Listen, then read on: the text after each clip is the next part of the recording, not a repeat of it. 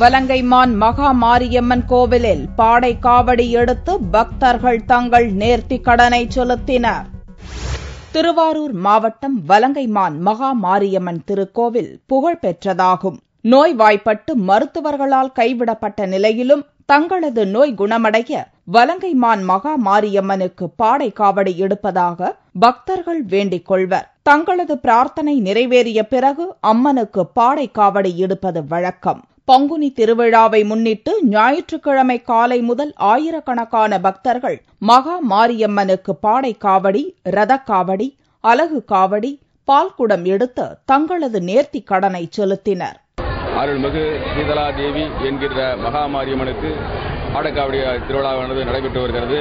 இந்த பாடக்காவடியானது எதற்காக எடுக்கிறார்கள் என்றால், ஒரு பக்தர் நோய்வாய்ப்பட்டு இருந்தாலும் கூட அவருக்காக எனக்கு உயிர் பிச்சை கொடு, அதற்காக உனக்கு பாடக்காவடி எடுக்கிறேன் என்று வேண்டிக் கொள்வார்கள்.